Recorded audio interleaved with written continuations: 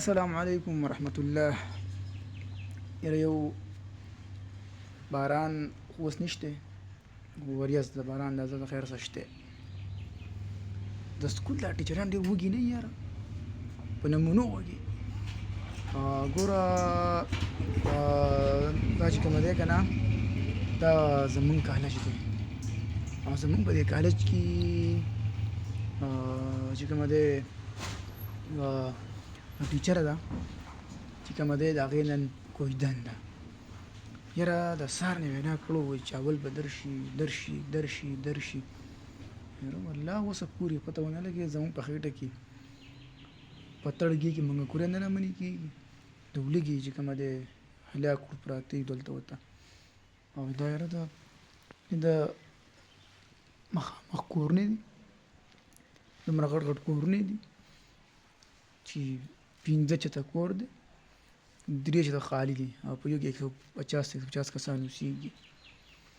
او د اوسه پورې یاره سره دا ټیچران ولې وږي یاره، خاص کر د ټیچران ډېر زیات نهر تو هر خوی کې دا ولې دې وجه صحیح هلکه چې نه راوړې خو خلکو صفا ووایه چې نه دروړم مونږ به ستا په تمه کېږو نه، تا قلاري مونږ کېنولي وو دلته راته په خېټه کې چې کومه دی مونږ کوري نارې وایي. او دا چې کومه دي دغه شوې 3 نیمې شوې اسیمه د میم کوژدن ده وادي ورېده او په تمه ناست یم دوکان کې. او د اوسه پورې چې کومه دی چاول رانله بیا ګوره د چا به تمه نه شي که زما شان به وږی ناست وي که نه، نو د ولږې به ډېر زیات خراب شي. ګورې که نه لکه چاول رانله چاول هېڅ ارامي دی وایي نه راوړم دله چاول وایي نه راوړم دله واړه یم پې کړلي بیخي م د ولږې وژني. پام کوئ ګورئ هر څه به کوئ خو په خېټه کې د چا انتظار بیخي نه کوئ. چې په خېټه کې د چا انتظار وکړو که نه نو ټوله ورځ به وږي ناست زما په شان.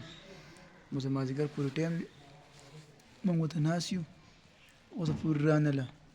الله دې نور خیر کړي چې نور به خو څه کېږي. خو سبا که سکول ته را ټیک ټاک پسې شر کوم چې هغه څه نه شي رالېږلی نو په وخت وینا کوه که نه ظالمه ولې د ولږې خراب یې. ځکه چې باران هم دی او یخني هم ده او کور هم لرې ده او تله هم دي او دا مازدیګر اذان قریب ټایم دی چې اذان وویلی شي.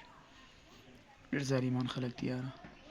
ستاسو داسې کار شوی دی چې چا به تمه کړی او خیرات هم نه راخوړلی په کمنټ کې راته ووایئ چې تاسو چا وي چې یاره بس دلته لږه موته کښېنه او زما په شان ته بیا ناست یې او ستاسو په خیال باندې ستاسو داسې کار شوی دی که نه یوازې د ګناهګار زه یم په تمه کېنول نه دي په کار که نه.